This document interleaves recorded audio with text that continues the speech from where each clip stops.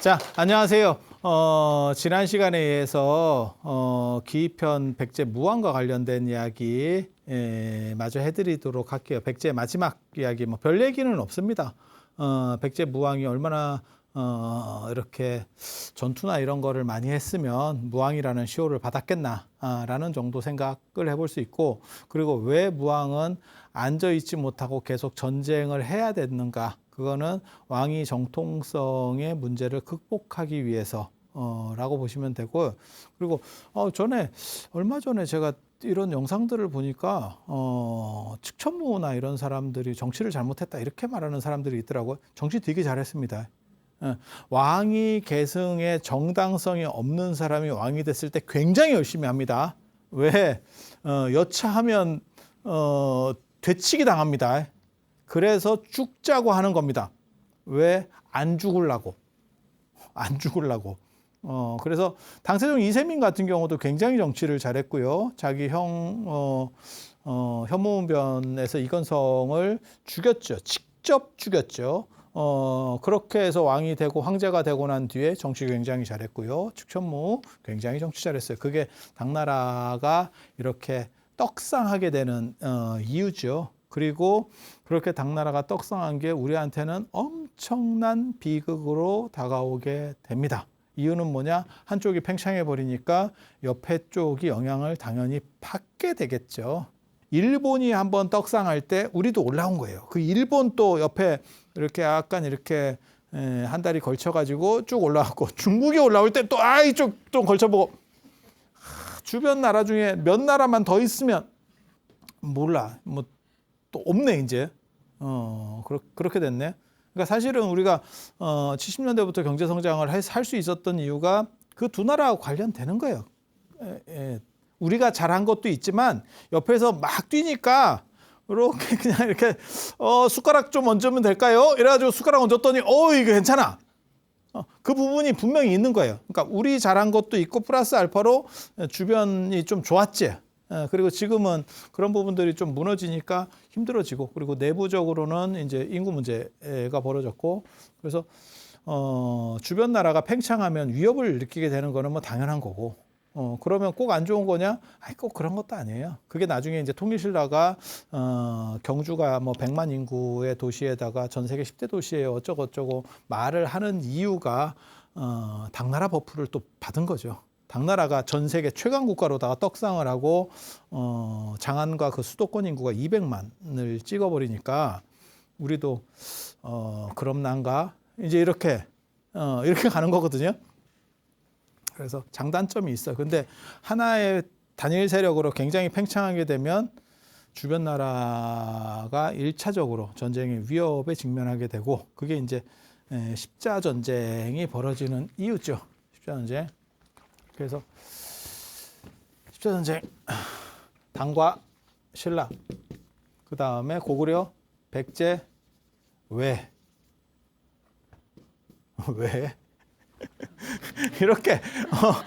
이렇게 먹었잖아. 그래갖고 전쟁 벌어졌는데 신라가 잘했어. 하지만 당이 체급 자체를 그러니까 이게 균형을 붕괴시키는 놈이지. 당의 떡대가, 그러니까 뭐 플라이급 뛰고 있는데 갑자기 슈퍼 헤비급이 나와가지고 그냥 떡대로 밀어버리니까 사실은 방법이 없어요. 그래서 그런 사건들이 이제 벌어지는 거고, 그게 통일 직전에 나오는 사건이고, 그래서 여기 보면 무왕은 진평하고 박 터지게 싸우고, 그것을 통해서 무언가를 자기 안정을 도모하려고 했었고, 그 다음에 천도까지 시도했지만 결국 그것을 다 이루지 못하고 갔고, 그 다음에 의자왕도 아버지를 닮아서 잘 싸워요. 그러다가 대하성 전투, 그 유명한 대하성 전투가 퍼집니다. 642년에 대하성, 지금 가야 쪽, 합천이 가야산 해인사를 생각하니까 가야가 나와. 합천이 깨졌는데 그게 경주 입장에서는 굉장히 불안정한 상황이 된 거예요. 그리고 저때 이제 그 유명한 여자애가 죽었잖아. 고타소라고 김춘추가 가장 아끼던 딸이 죽었죠. 품석이 마누라였는데, 그래서 김춘추가 이를 바득바득 깔면서 내가 저 새끼들을 어떻게 해서든지 멸망시키겠다. 그래서 자기가 그렇게 신분이 높고 안정적인데도 불구하고 죽음을 무릅쓰고 당도 가고 고구려도 가고 이러면서 이제 외교를 해서 땡기기 시작하죠. 그리고 자기 어떻게 보면 동맹 세력인 김유신이 이제 힘을 받기 시작하고, 그러니까 외교에는 김춘추, 그 다음에 군사적으로는 김유신, 뭐 거의 뭐 사기 캐릭터 같이 된 거죠. 이 둘이 결합을 해버리니까. 그렇게 해서 작업들을 하게 된 거고. 그래서 이 대하성 전투가 어떻게 보면 의자왕에게 있어서는 최고의 잘한 건데, 그것 때문에 상대가 독이 올라가지고 죽자고 덤비는 사건이 벌어진 거예요. 그러니까 이게 득인지 실인지 잘 모르겠어. 그리고 결국 백제가 망하게 되죠. 망하게 되죠. 그래서 그렇게 해서 이제 660년 백제가 끝나는데, 백제가 고구려보다 먼저 끝나요. 먼저 끝나요. 고구려하고 당 얘기를 잠깐 할 거예요. 고수전쟁, 고당전쟁이거든요. 수나라, 당나라. 그 다음에 고구려. 자꾸 이런 얘기 하니까 고구려가 진짜 대단한 나라, 저 나라하고 뻑가뻑가한 나라라고 생각할 수 있지만, 고구려는 끝나갈 때까지 인구가 추정 인구로 한 200만 정도를 생각합니다. 200만. 안 놀래네? 이병헌 얼마 안 되는 거예요. 이병헌 얼마 안 되는 거예요. 야, 살수대첩 때 113만 왔다니까, 113만. 그래서 그게 대단한 거예요. 왜? 그냥 생각을 해봐. 200만이라고 치고 여자하고 남자하고 50대 50이면 남자가 100만이잖아. 그냥 생각을 했을 때. 근데 어린애 빼고 그다음에 영감님들 빼면 전투 모든 전 병력을, 그러니까 전 국민을 다 동원해도 50만이라는 얘기예요. 그냥 죽자고 그냥 싹 무조건 다 전쟁터 해도 50만이라는 얘기거든. 쟤네 113만 왔대잖아. 113만. 그걸 막은 거니까 견적이 안 나오는 승리예요. 그건 뭐 엄청난 승리예요. 엄청난 승리. 그리고 거기에 이제 수나라 같은 나라는 수나라, 당나라부터 중국 전체 랭킹 1위로 올라오는 나라예요. 그러니까 전 세계 랭킹 1위가, 제가 계속 똑같은 얘기를 해드리지만 로마를 절대 못 이겼습니다. 중국은. 그러다가 수나라, 당나라 때가 되면서 로마를 압도하는 상황이 벌어지기 시작해요. 그리고 수나라 하면 수양제 고구려 때다가 머리박치기 하다가 죽은 거 아닙니까? 아니, 수나라 이전에, 수양제 이전에 수문제가 있다니까. 수문제가 진짜 대단한 사람이라니까. 그 사람은 최고 황제 중에 하나예요. 그래서 개황해치라고, 수문제의 개황해치가 굉장히, 그러니까 개황년간의 정치, 굉장히 정치 잘한 거예요. 저 당나라의 당태종의 정관해치 뭐 이렇게 하듯이, 그리고 나중에 이제 당현종 치세가 또 나오죠.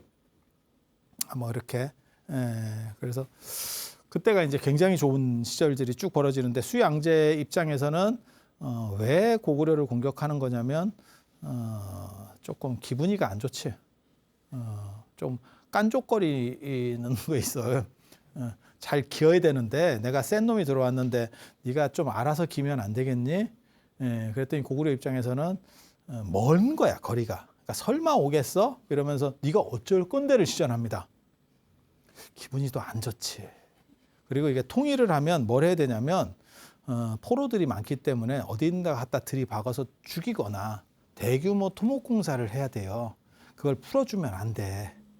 그러니까 공공근로 차원에서 그냥 죽이면 제일 좋은데, 그냥 죽이면 반란이 일어나요. 수십만의 전쟁 포로들이 있거든. 걔네들을 어떻게 해서든지 바꿔서 또 다른 방식으로 들이받아서 얘네를 없애는 게 제일 편해. 관리하는 사람 입장에서. 조금만 관리가 잘 안 되면 얘네들이 작당을 해갖고 또 반란을 일으켜요. 그래서 어딘가에 들여받는 선택을 하는 거예요. 그래서 봤더니 고구려. 그렇게 해서 고구려를 열심히 들여받았는데, 들여받다가 이제 결국은 지가 죽었다가 답이에요. 우리가 다 아는 답. 그리고 그 과정에서 113만이 한번 움직이는 거죠. 군대가 앞에서 출발을 하고 맨 뒤에가 이렇게 출발할 때까지 거리가 380km래. 377km 정도가 된다는 거예요. 한 380km. 380km면 어느 정도나 될까? 서울에서 부산까지는 안 되고 대구는 넘을 것 같은데? 예, 대구는 넘을 것 같은데? 예, 그죠? 그렇게 간다는 거예요. 이거 되게 재밌어. 그래서 이게 출발하는데 앞에 출발했어요를 기다리고도 한참 자야, 며칠을 자야 내가 가. 이런 군대야. 이거 굉장히 재밌어. 그래서 이렇게 해서 일로 들어왔을 때 어디다 들이박냐면 그게 요동성이에요. 이 성들이 이렇게 여기가 이제 요하라고 하는 강이 있는 거고 요하의 동쪽에 따라서 요 동해 그게 고구려 영토. 요 선은 이제 중국 영토라고 보시면 돼요. 보통 이제 천연적인 이런 지형 아니면 산맥 이런 걸로 예전에는 많이 갈리거든요. 그렇게 해서 요동성에 들여받았고 그때 이제 제가 지지난 시간에 그런 말씀 해드렸잖아요. 이때 3명의 영웅이 있었다. 그 요동성주 누군지는 모르고 이름은 모르고 이 사람이 몇 달을 막아요. 어떻게 막았는지도 잘 모르겠어.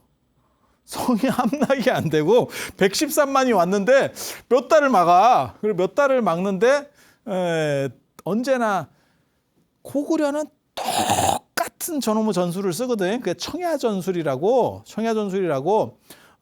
상대가 쳐들어오면 밖에를 쓸 수 있는 이게 약간 유목국가라서 그래. 반유목이 들어있어서 그래요. 조금 유목 문화가 들어있어서 그래. 농경국가는 그렇게 못해요. 짐 싸서 산성으로 들어가고 밖에는 전부 폐허를 만들어버려. 아무것도 쓸 수 없게. 그리고 우물에는 독을 푼다는 거예요. 청야전술이라는 게 뭐냐면 아무것도 사용할 수 없게. 너네는 다 보급으로 때워야. 자체 조달 불가능을 시전하는 거야. 언제까지 기다리냐면 겨울이 올 때까지. 그리고 성에서 그냥 밥 해먹고 있는 거예요. 안 나가고. 그러면 무조건 필승이라는 거예요. 영하 40도 쾌속 냉동이 시작되면서 애들이 얼어서 동상에 의해서 손이 하나씩 떨어지고 손발이 하나씩 떨어지면 집에 가고 싶어요. 이러다 경기 끝나는 거야. 그래서 그때까지만 버티면 무조건 승리해. 필승이에요. 이게 고구려 전술이에요. 고구려 전술. 그거를 깨지를 못하는 거야. 수나라가. 그리고 수나라가 좀 고지식해요. 왜 내가 저렇게 작전을 쓰는지를 모르겠어. 그래서 이거를 도장 깨기를 하는데 하나하나 깨면서 가려고 생각을 한다니까. 희한하게도. 그래서 113만을 했을 때 3명의 영웅, 요동성주 1명, 그 다음에 을지문덕, 그 다음에 고건무. 이게 3명이고 그 다음에 여기에 이제 1명이 플러스 알파로 더 들어가야 돼요. 사실은 적군인데 얘 때문에 이겼어. 네모와. 이 굉장히 고마운 분이에요. 세상에 이런 분이 있나, 이런 은인이 있나 싶을 정도로 대단한 분입니다. 수양지의 최고 측근. 최고 측근. 저놈이 판단만 조금 잘못했으면 고구려 넘어갔습니다. 고구려 넘어갔습니다. 근데 이 사람이 판단을 잘 해주시는 바람에 고구려가 이제 복이 있었던 거죠. 그래서 결국 승리하는데 여기서 희한하게도 이제 당나라 때는 요 안시성에서 이제 사건이 벌어지는 거고 당세종이 안시성에서 절단이 나는 거고 그다음에 요동성에서 몇 달을 들이박으니까 사람이 불안한 거지. 야 이거 겨울 또 오는 거 아니야? 쾌속냉동 시절이 오기 시작하는데 그러니까 뭐라고 판단하냐면 별동대 30만. 그것도 재밌어. 별동대가 뭔 30만이야. 야 주력 부대가 30만도 엄청난 거라니까. 근데 추리내가 30만이라는 거잖아. 그리고 30만을 보냈는데 보급이 안 되니까 이게 청야전 때문에 보급이 안 되니까 그거를 보통 그렇게 생각을 합니다. 아마 을지문덕이나 이런 사람이 다 쓸어놨을 거다. 저 요동성 쪽 말고도 다 쓸어놨을 거다 이렇게 생각해. 그 별동부대 30만에게 완전군장을 시키고 식량을 줬대잖아. 어디까지 들어가는 평양을 깨면 수도를 깨면 되니까 수도를 깨는 정도까지의 식량을 줬잖아. 그랬더니 매 보니까 한 5, 60km 나가는가 봐. 이게 먹을 쌀을 다 짊어지고 가야 되니까. 그러니까 이게 죽겠지. 죽겠지. 이렇게 해서 그 별동대를 가지고 수도를 깬다. 왕만 잡으면 된다는 거지. 아니, 가능한 얘기잖아.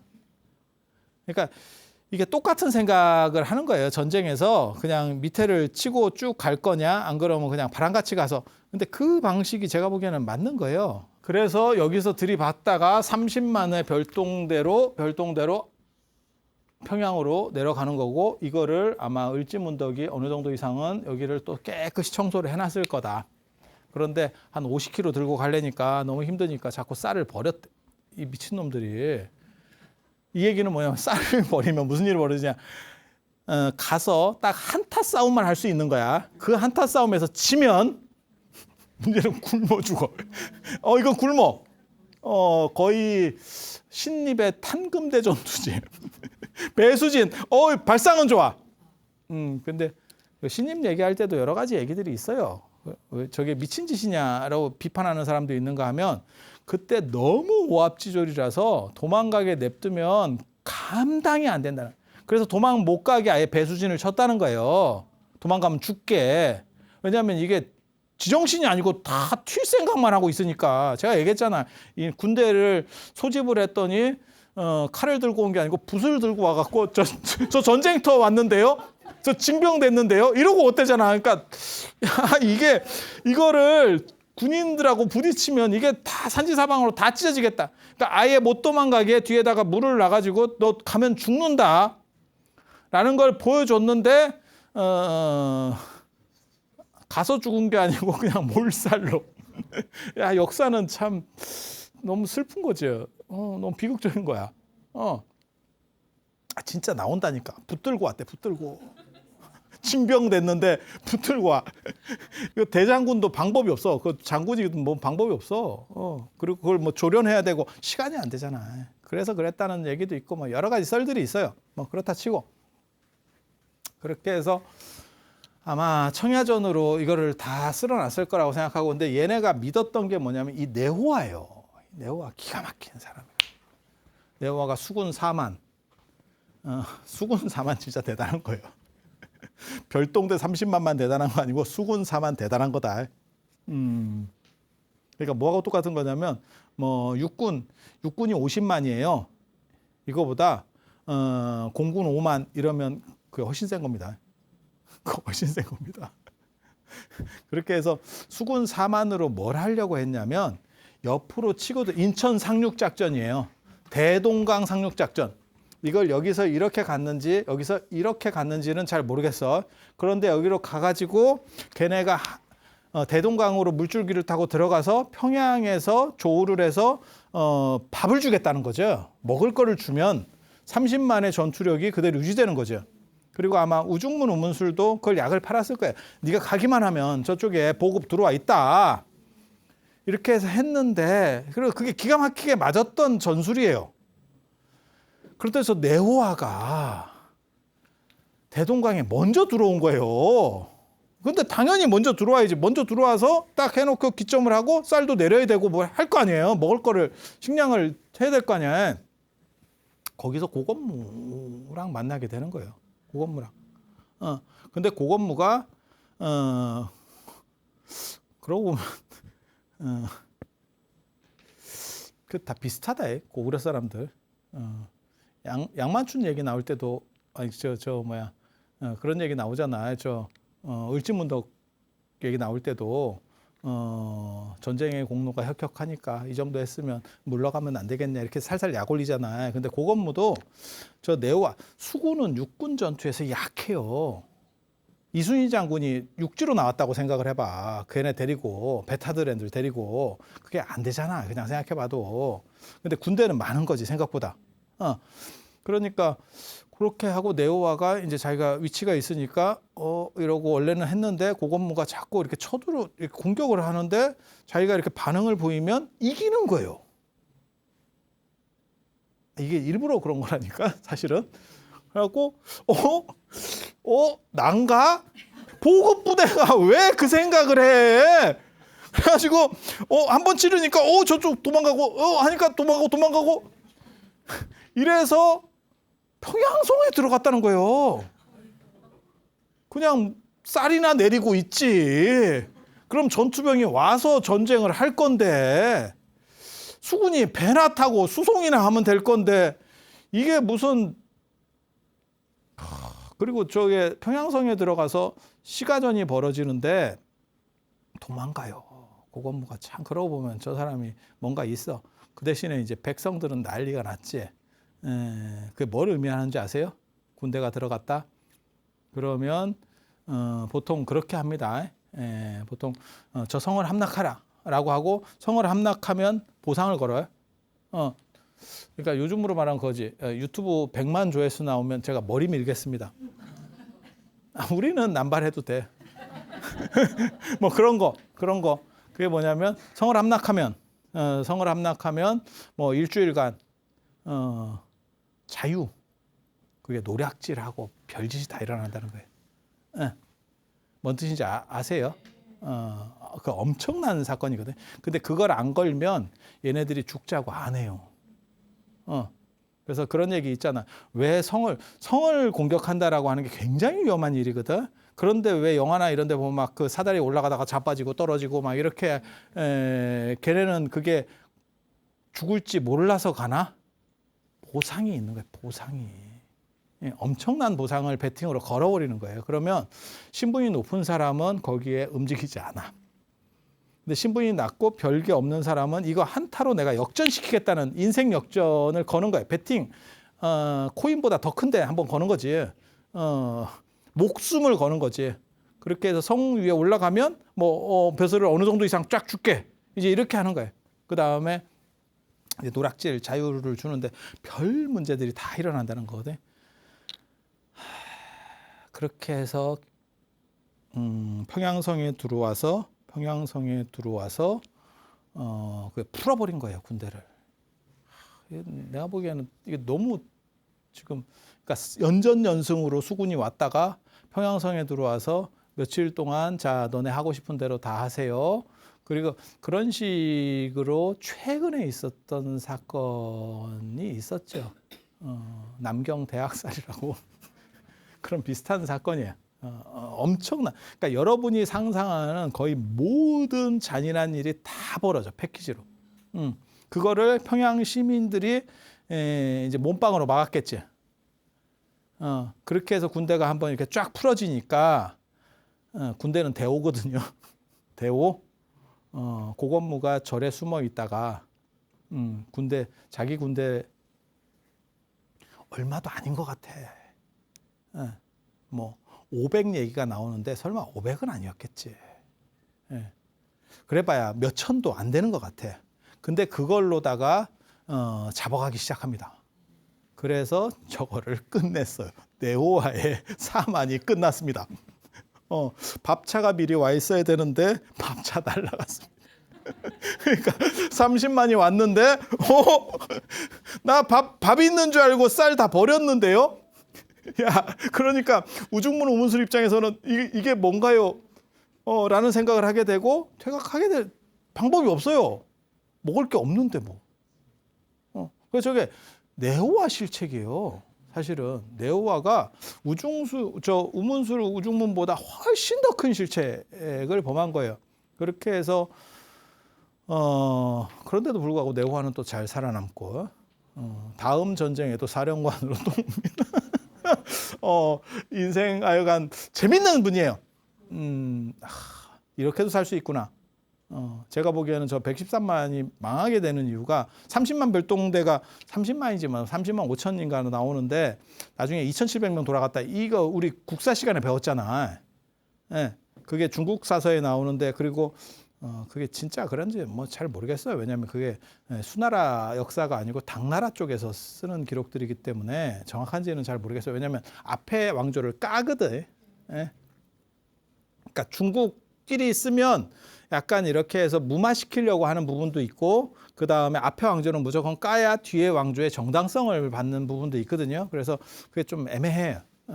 해석하기가 좀 약간 애매해요. 그러니까 뭐 이성계에 대한 기록 이러면 무조건 다 저거는 뻥튀기다라고 보면 되고, 물론 뭐 사실도 있겠지만 사실이 100이면 한 120, 150, 뭐 어떤 거는 200까지 이렇게 올라가겠지.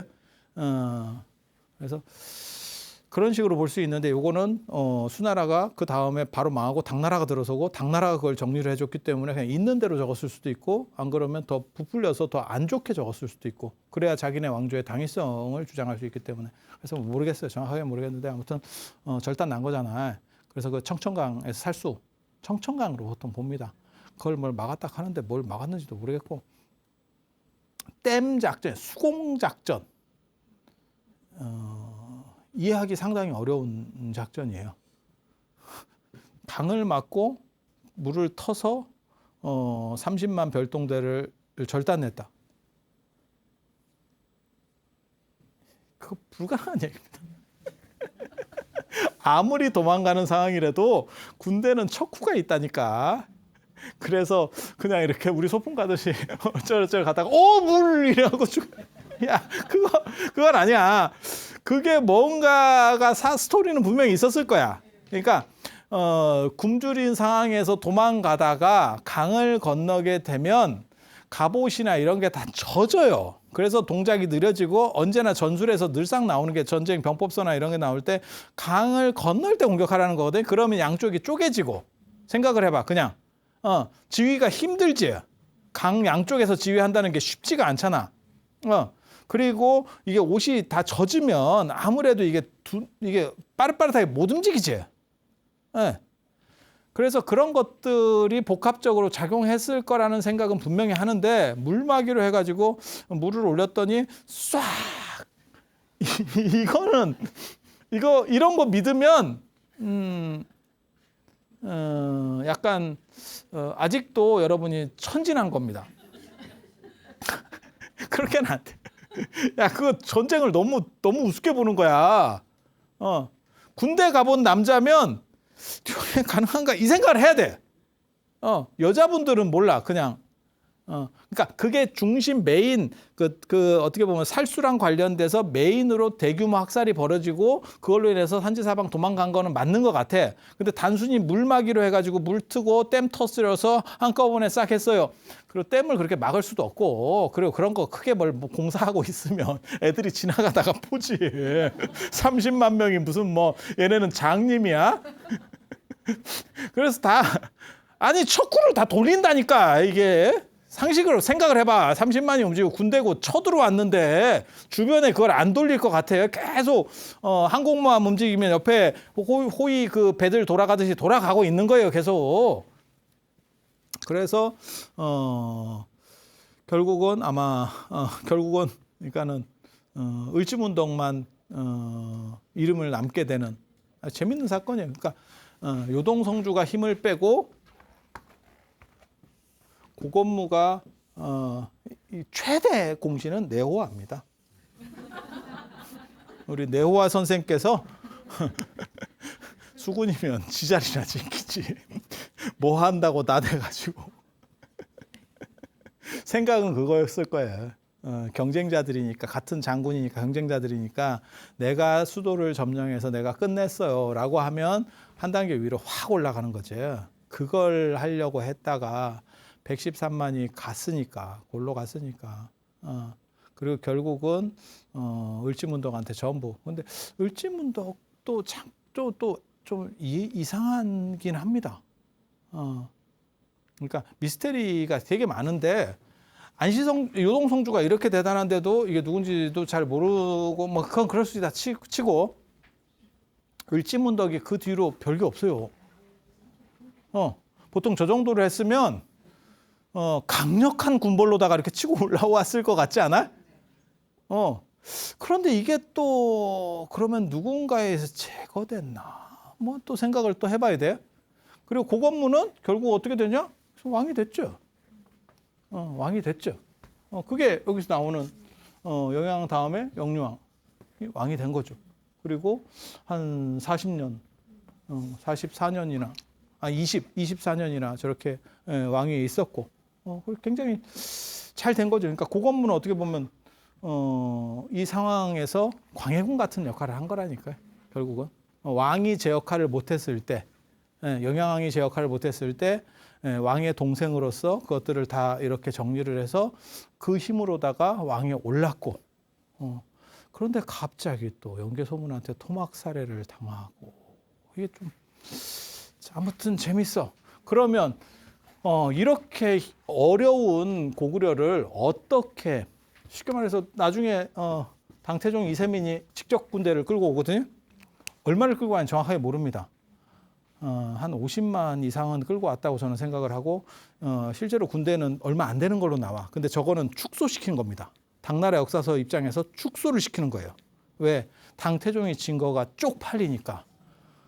수양제 진 건 안 쪽팔려. 당나라 입장에서. 그건 고소한 거고 뭔 얘기인지 알겠어요? 당태종이 지면 안 돼. 그런데 아무튼 뒤지게 당했는가 봐. 그게 안시성 싸움. 여기서 뭐 눈깔이 하나 빠따라고도 하고 절단이 나고 그래서 당하기는 되게 당했는가 봐. 그게 이제 영계소문의 문제거든요.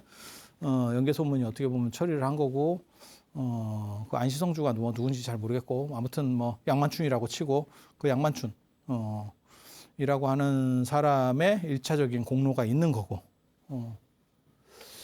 근데 지기는 아무튼 되게 지고 그걸 어떻게 알 수 있냐면 그냥 기록에는 그렇게 나와. 그렇게 해서 나중에 당태종 이세민이 물러가니까 안시성주 양만춘이 나와서 뭐 절을 하면서 잘 가락했다 뭐 이런 말 같지도 않은 소리가 있는데 실제로 나중에 이세민이 돌아가서 그 자치통감이나 이런 데 보면 그렇게 나오거든요. 당나라는 앞으로 고구려 공격하지 마라. 그러니까 뒤지게 당한 거예요, 진짜. 그걸 유언으로 남겼는데 아이러니하게도 그 아들이 공격해서 이겼지.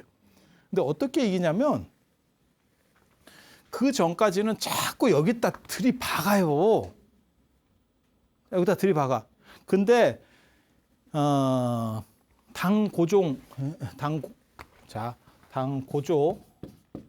그 다음에 태종 이게 이치라는 사람이고 태종 이세민 그 다음에 고종 이때 이제 칙천무가 옆에서 작업하거든요.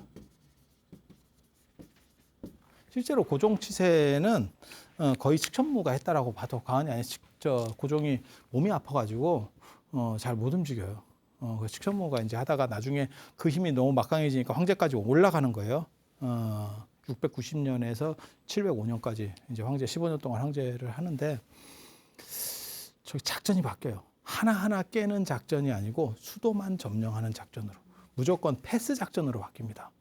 그렇게 해서 수군을 동원해서 맨 처음에 깨는 거는 백제 먼저 깨고 고구려가 쉽지 않다라고 본 거예요. 그래서 백제 먼저를 깨고 그때 이제 의자왕도 설마 바다 건너서 주력군이 오겠냐라고 생각을 했어요.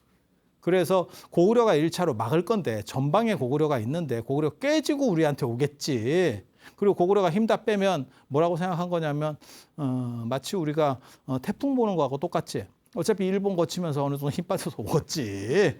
이런 생각을 했는데 다이렉트로 왔다는 거 아니야 지금. 그리고 의자왕이 막판에 약간 방종해진 것 같아. 근데 그건 어쩔 수가 없는 것 같아. 재위 기간이 긴 사람들이 약간 뭐랄까 영웅 심리에 취해. 견제 세력이 없어지면서. 그래서 성충이나 이런 사람들이 움직이지 못해요. 그러니까 힘 있는 진짜 대단한 사람들이 움직이지 못하는 상황들이 벌어지고 결국 의자왕은 끝났고 그 과정에서 아시다시피 삼천국령 그리고 고구려는 영계소문 때문에 좀 더 버티지.